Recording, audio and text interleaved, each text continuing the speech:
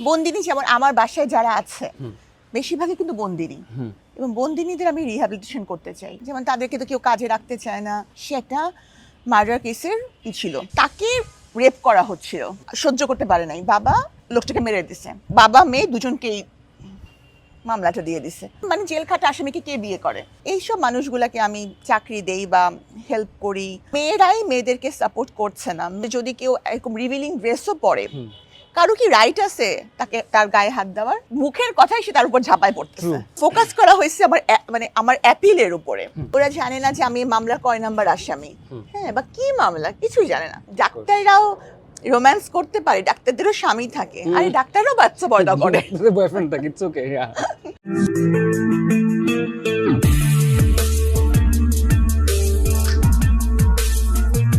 না তারপরে হ্যাঁ, তো আপনি বন্দিনীদের নিয়ে কিছু বলছিলেন যে করবেন। বন্দিনী যেমন আমার বাসায় যারা আছে বেশিরভাগই কিন্তু বন্দিনী এবং বন্দিনীদের আমি রিহ্যাবিলিটেশন করতে চাই। যেমন তাদেরকে তো কেউ কাজে রাখতে চায় না। এই যেমন যে মেয়েটাকে যে দেখলেন কিছুক্ষণ আগে, সে একটা মার্ডার কেসের ছিল, মিথ্যা আসামি এরকম কিছু নাকি? হ্যাঁ, মানে তার সাথে তাকে রেপ করা হচ্ছিল। দেয়ার ওয়াজ an attempt for rape. ওই তখন তার বাবা সহ্য করতে পারে নাই, বাবা লোকটাকে মেরে দিছে। তো তখন বাবা মেয়ে দুজনকেই মামলাটা দিয়ে দিছে। তো এই রকম, তো ওর একজনের সাথে অ্যাফেয়ার ছিল, যেই ওর মামলা হয়েছে এই হয়েছে, বাস শেষ, বিদায়। কয়দিন আগে ওর নাম শরৎ, কয়দিন আগে সে বিয়েও করে ফেললো।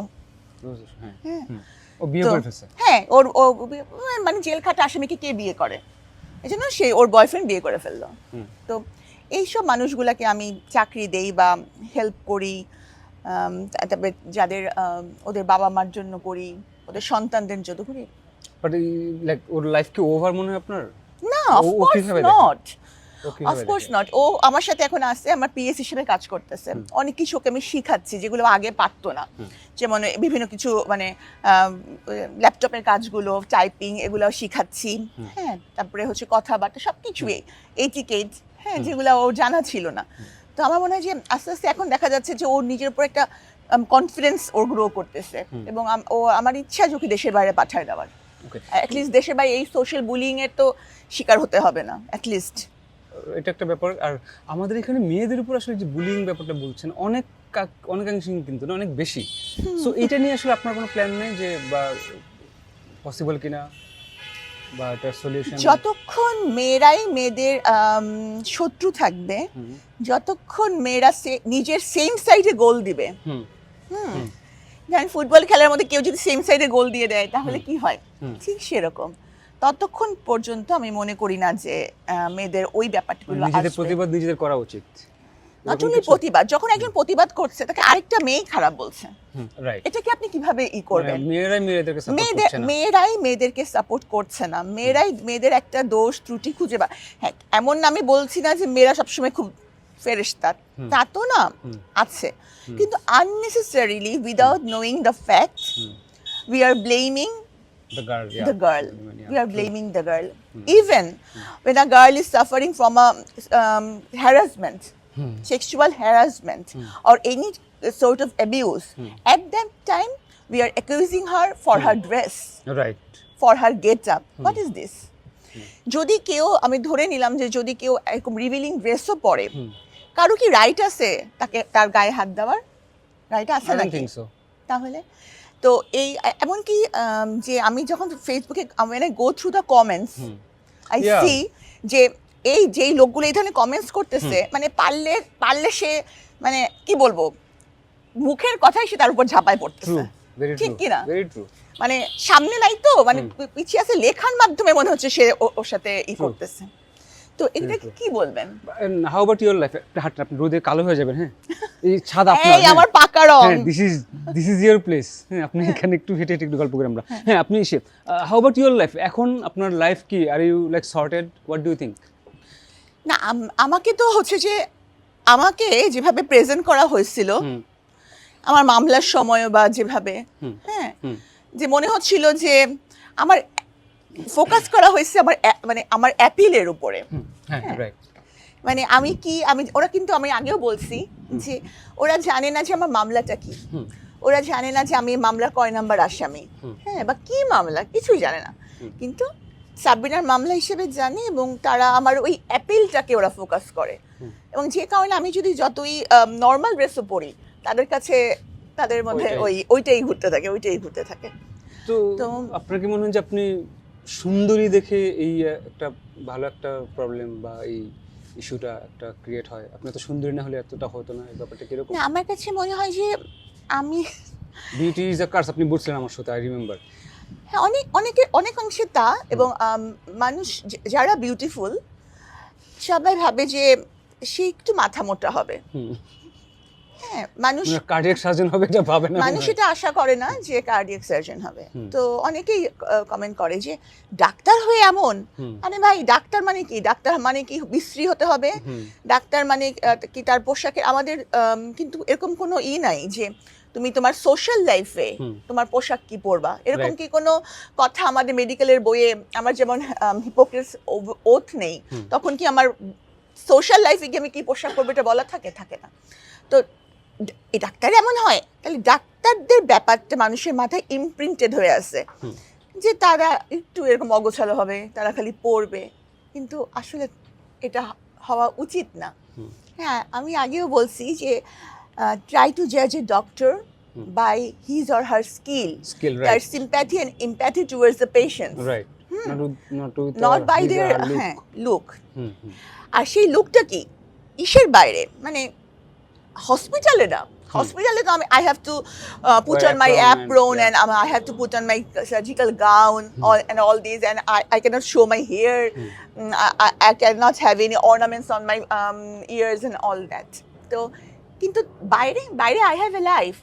ডাক্তাররাও রোম্যান্স করতে পারে, ডাক্তারদেরও স্বামী থাকে, আর ডাক্তাররাও বাচ্চা পয়দা করে, বয়ফ্রেন্ড থাকে, ইটস ওকে।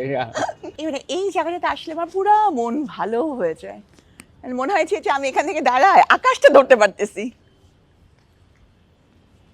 আমার একটা সময় খুব ইচ্ছা ছিল যে আমি আকাশ ছুবো, হ্যাঁ, তো আমি সেভাবে আগাচ্ছিলাম।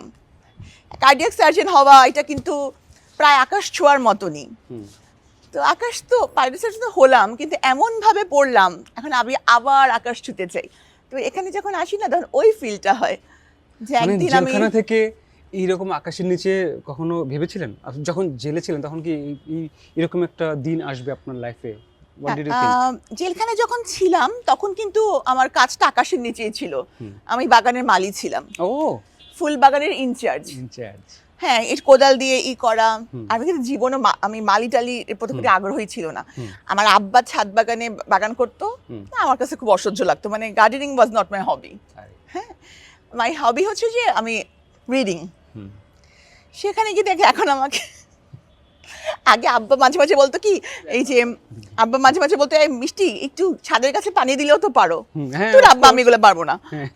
আর ওখানে পুরা জেলখানাটা এই পানি দেওয়া, আর পানি দেওয়া মানে কি জানেন, আমি এভাবে পাইপ দিয়ে না, ও যে বালতি দিয়ে চৌবাচ্চা থেকে পানি উঠাও, মগ দিয়ে দিয়ে ঢালো। ও ম্যান, মানে এটা তো খাটানো, বুঝেন না? সুন্দর ভিউটা। হ্যাঁ, ভিউ অনেক সুন্দর। ছাদ, তারপর ছাদের জন্য তো এই বাসা ছাড়ার কোনো দরকার নেই। আমি তো ছাদের জন্য এই বাসা ছাড়ি না। এত সুন্দর, লুক এট দ্য ভিউ, 360 ভিউটা দেখো, ওটা সেটা খুব সুন্দর ভিউ। তো এই যে আঙ্কেল বলতো একটু বাগানটা দেখো, আপনার দেখেন কপালে কিন্তু সেটাই বললো। হ্যাঁ, তারপরে অবশ্য আম্মা আমাকে কখনো রান্নাঘরে, আম্মা সবসময় বলে যে তুমি কার্ডিয়াক সার্জন, তুমি কেন রান্নাঘরে যাবা? তা আমি আগে কখনো কিন্তু রান্নাঘরে যাইনি, এখন তো আমি রান্নাঘরে রোজই রান্না করি। ওটা আমি বললাম কি, জেলখানে কি শিখছেন নাকি এমনিতেই? না, জেলখানে আমার রান্নার কাজ ছিল না, জেলখানে আমি রান্নার কাজ কোনো সময় করি নাই। ওখানকার মেনু তো ডিফারেন্ট না? একদম টোটালি ডিফারেন্ট। ওখানে রান্নার কয়দিনের যাদের উপর রান্না অ্যাসাইন্ড তারা রান্না করতো, আমি আমার উপরে ফুল বাগান। বাট লাইফ মানে এদিকে বললাম যে লাইফ, আপনার লাইফ তো লাইক 360 পুরো চেঞ্জ। মানে এখন যদি ভাবেন আপনি পিছনের কথাগুলো, তখন হাউ ডু ইউ ফিল? মানে এটা ব্লেসিংস মনে হয় যে আচ্ছা থ্যাঙ্ক গড? ব্লেসিংস মনে হয়। আবার যেমন অনেকে আমাকে বলে, যে অনেকেই বলে কোথাও যখন যাই তো আমার ভক্তরা আমাকে বলে যে আগে তো আমরা সাবিরাকে কেউ চিনতাম না, কিন্তু এখন বাংলাদেশ কেন, বিশ্বেরও অনেকে ডক্টর সাবিনা বলে সার্চ দিলে ডক্টর সাবিনা বলতে আমি প্রথমে আসি, গুগলে সার্চ দিলে আমি, তো সাবিনা কি সবাই চিনেন। তখন বলছে আপনি তো তাহলে আপনার ভালো। তা আমি বলতেছি যে আসলে তো আমি তো এই লাইফটা চাইনি, মানে আমি তো কখনো চাইনি যে আমি এরকম হব, অথবা বিশাল একটা প্রাইস দিয়ে এই ব্র্যান্ডিংটা হয়েছে। আমি অনেক অনেক চড়া মূল্য দিছি এটার জন্য, আমি ফর দিস ব্র্যান্ডিং আমি চড়া মূল্য দিছি। আমি তো মনে করি আমি অনেক কিছু না, প্রায় সবই আমি হারাইছি। আমি তো এগুলো হতে চাইনি, আমি তো চাইনি পাবলিক, কারণ হচ্ছে কি চেষ্টা করলে কি আমি মিডিয়া লাইনে আগেই যেতে পারতাম না? হ্যাঁ, তো পারতাম, কিন্তু আমি তো এটা চাইনি, আমি চাইছি কি কার্ডিয়াক সার্জন হতে। তো যাই হোক, এখন আল্লাহ সবকিছু নির্ধারণ করে রেখে আমি এটা খুব ভালো মতো বিশ্বাস করি, এটা আমার তকদিরে ছিল। তো কিন্তু আমি হারবো না, মানে আমি আমার জীবদ্দশায় পুরো ইফোর্ট দিব যে আমি যা যা করতে চাই এবং আমাকে যা মানুষ যেভাবে চিনে যাতে একদম পজিটিভ ওয়েতে আরো চিনতে পারে, এটার জন্য আমি ফাইট করব। Good luck.